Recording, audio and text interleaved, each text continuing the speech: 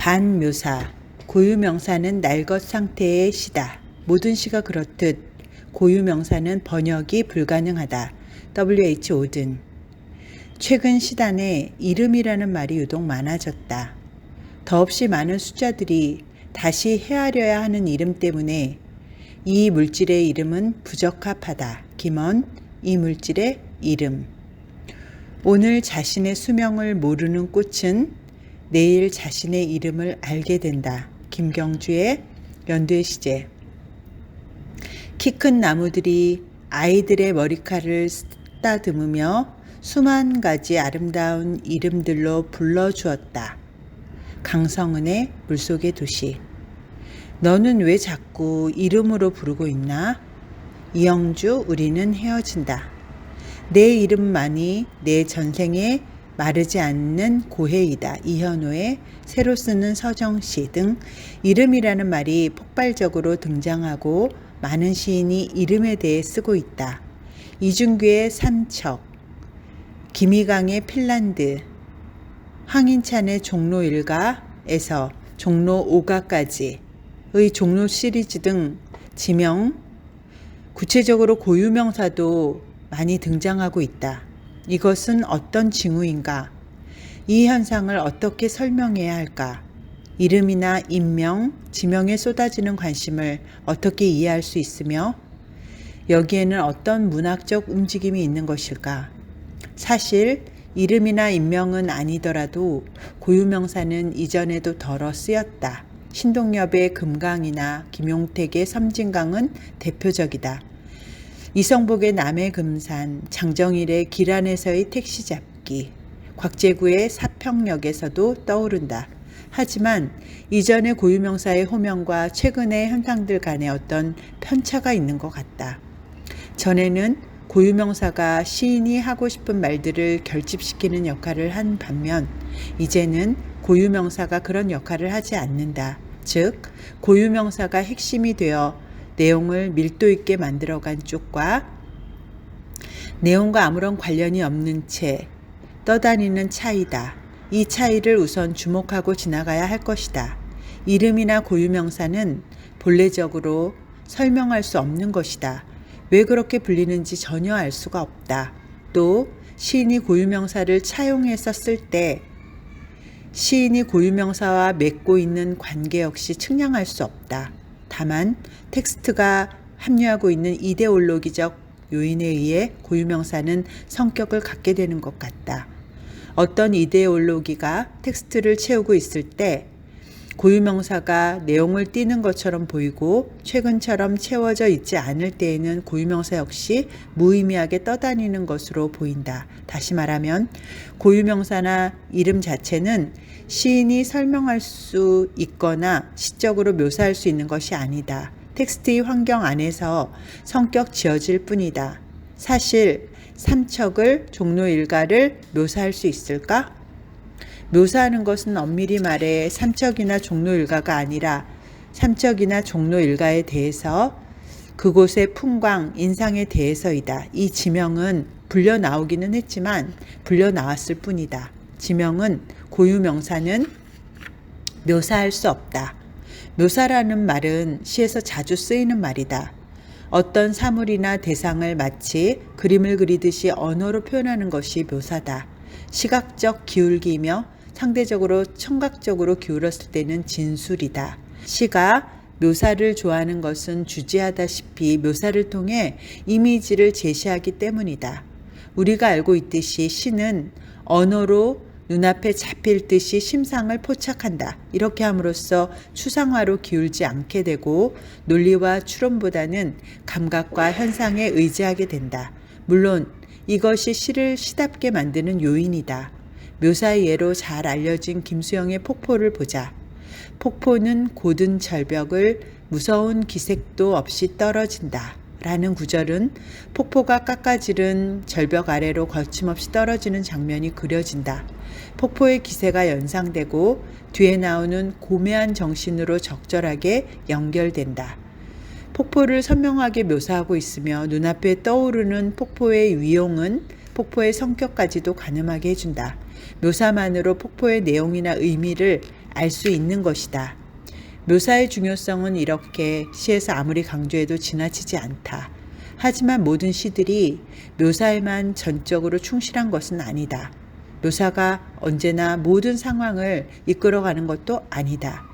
폭포는 문학적 묘사로 기울어진 작품이지만 앞에서 살펴본 이름이나 고유명사를 포함하고 있는 구절들은 딱히 묘사에 속하지 않는다. 김수영은 묘사에 충실한 작품을 많이 쓰긴 했어도 무기 이름인 네이팜탄이나 보그지, 엔카운터지 같은 고유명사를 종종 호출하기도 했다. 물론 이 이름들이 지금처럼 완전히 무의미해지지 않는 지형 안에서이기는 하지만 말이다. 그에게는 문학적 아우라, 이데올로기 그리고 현실의 충돌이 있고 이들의 조합으로 고유명사는 복잡한 양상을 띠고 있다. 그러나 김수영 시대보다 덜 이데올로기적이고 이름이나 지명이 더 압도적으로 등장하는 최근의 시들은 이제 묘사의 전능과 본격적으로 대체하는 것으로 보인다. 여기서 이름이라는 것은 단지 표시이며 레디메이드이다. 한번 만들어지면 그대로 돌아다니기에 등록적 성격을 가질 뿐이다. 이 표시는 묘사의 문학성과 상반된 듯이 보인다. 일종의 기호이기에 시 안에서 어떤 작용은 하지만 말이다. 지젝은 반묘사라는 특이한 개념을 생각했다. 간단히 설명하면 이렇다. 묘사는 함축이나 내포가 외연 지시 대상을 소유하는 것임에 반해 반묘사는 한 단어가 최초 세례를 통해 한 대상에 연결될 뿐이다. 구체적으로 살펴보면 묘사주의자에게 단어는 그것의 의미의 내적 필연성에 의해 대상을 지시하는 것이고 반묘사주의자에게 단어와 대상의 연결은 일련의 묘사들로 근본적으로 축소 불가능한 외적 인과성에 의존한다. 여기서 외적 인과성은 최초의 연결, 최초 세례를 일컫는 것으로 보인다. 요컨대 묘사라는 것이 의미의 필연성으로 대상을 지시하기에 묘사의 언어로 대상을 소유하는 것이라면 반묘사는 묘사의 언어와 대상 간의 관련이 내적 필연성이 아닌 외적 인과에 의한 것이기에 언어가 대상을 포함하지 못한다는 것이다. 반묘사에서는 어떤 단어가 왜 그러한 대상과 연결되는지에 대해 의미 있는 대답을 하지 못한다. 단지 그렇게 전승되었을 뿐이다. 실제로 지젝은 피에르라는 이름은 피에르라고 명명된 외적 인과에 의한 것일 뿐 피에르에서 피에르적인 속성을 찾아낼 수는 없다고 하고 있다. 이름은 묘사의 성격에서 벗어나는 것이다. 이것은 우리 시의 이름 현상을 설명할 수 있는 적절한 렌즈가 될 수 있을 것 같다. 지젝에 의거해 생각해보면 우리 시에서 이름이나 고유명사가 많아지는 것은 묘사보다 반묘사가 많아지기 때문이다. 묘사할 수 있는 것보다 묘사할 수 없는 것으로 전체적인 시의 방향이 바뀌어 나가는 것이다. 고유명사 유행은 이러한 관점에서 보는 것이 좋을 듯하다. 최근 시에 나타난 묘사의 저항이다. 묘사 언어의 저항, 묘사하는 시의 저항이다. 이제 묘사 없는 시가 가능하며 널리 확산 중이다.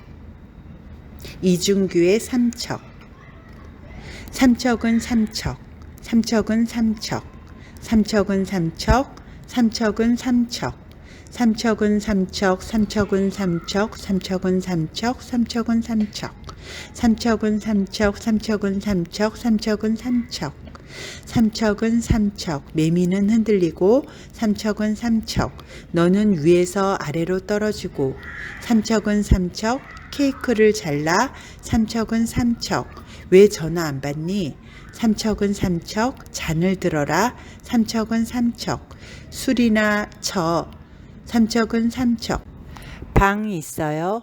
삼척은 삼척, 너무해 삼척은 삼척, 난 내가 싫어 삼척은 삼척, 칼바도스 한 병 부탁해 삼척은 삼척, 럭키 스트라이크도 삼척은 삼척, 제발 삼척은 삼척, 한 번만 삼척은 삼척, 그러지 말고 잠깐만 삼척은 삼척, 아니야 삼척은 삼척, 그래 삼척은 삼척. 죽이겠어 삼척은 삼척. 전진 삼척은 삼척. 흩어져라 삼척은 삼척. 잊어라 삼척은 삼척. 저것 좀 봐. 삼척은 삼척.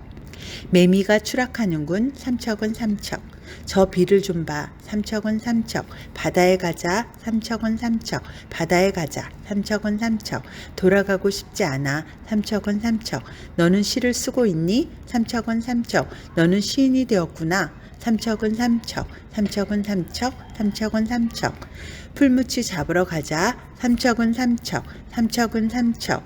더덕 좀 캐봐. 삼척은 삼척. 삼척은 삼척. 칡즙이야. 삼척은 삼척. 삼척은 삼척. 올드파 사와. 삼척은 삼척. 삼척은 삼척. 조니 워커도 좋고. 삼척은 삼척. 삼척은 삼척. 뚝이 없어졌어. 삼척은 삼척. 삼척은 삼척. 긴장되니? 삼척은 삼척. 삼척은 삼척. 장하다. 삼척은 삼척. 삼척은 삼척. 욕받다. 삼척은 삼척. 삼척은 삼척. 파스티스 마시러 가자. 삼척은 삼척. 삼척은 삼척. 한 잔 더 마시자. 삼척은 삼척. 이 길을 마셔버리자. 삼척은 삼척. 내가 길을 사줄게. 삼척은 삼척. 나는 걸어서 바다를 건너겠어. 삼척은 삼척. 매미가 온다. 삼척은 삼척. 가을이다. 삼척은 삼척. 삼척은 삼척. 삼척은 삼척. 삼척은 삼척. 삼척은 삼척. 삼척은 삼척. 삼척은 삼척. 삼척은 삼척.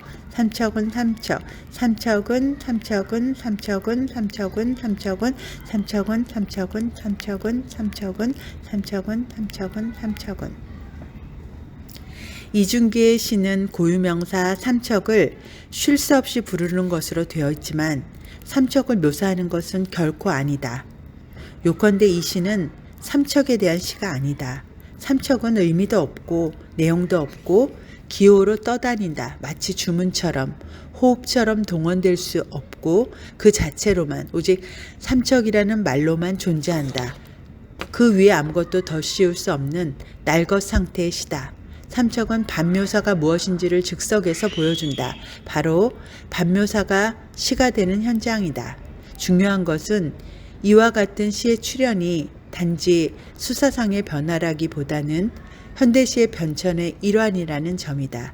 현대시는 내용과 관념으로 포커스를 맞춰 나가기보다는 형식과 허사, 빈말들을 향해 움직이고 있기 때문이다. 묘사라는 것이 눈앞에 그리는 대상을 그것이 내포하고 있는 것들로 나아가게 하는 시선이라면, 그리하여 의미 속으로 들어서서 의미에 포획되는 일이라면, 이에 비해 반묘사는 이 연결고리를 끊어버리고 대상이 말과 연결되는 것을 우연성, 외재성, 일시성으로 돌려버린다. 반묘사의 대두는 지금까지 특별한 이의 없이 추종해온 묘사라는 것을 다시 생각해 보게 한다. 우리는 언어로 대상을 묘사하려 했으며 묘사할 수 있다고 믿었으며 묘사했다고 생각했다. 이 모든 단계에서 별 망설임이 없었다. 어려움이 있어도 그것은 묘사하는 행위의 어려움이었지 묘사 자체의 문제는 아니었다. 그렇게 아무런 반성 없이 묘사에 전념하고 충실할 만큼 묘사의 위의는 강렬했다. 하지만 우리가 좋은 시라고 생각했던 것은 결국 묘사의 언어로 대상을 붙들어 놓는 일이었다. 물론 언어로 대상을 한정하는 것이 실제적으로 가능한 것이었는지의 여부는 차치하고 말이다. 이제 우리는 표현하고 싶은 그 무엇이 사라져버린 것 같은 현대의 시를 쓰고 있다. 들여다보아야 할 내면도 대상과의 연계를 위한 감정도 잡히지 않는다. 단지 가시적으로 우리가 날마다 소비하는 것들과 영문 모를 관계에 놓여 있을 뿐이다. 이름이나 지명 등이 그렇다. 왜 그렇게 불리는지 원인도 사정도 알지 못할 삼척과 같은 고유명사들이 우리를 에워싸고 있다. 이 낯설고 뚜렷한 표시들에 현대시는 매달린다. 묘사할 수 없는 것들을 묘사하지 않으면서 반묘사로 출렁이는 중이다.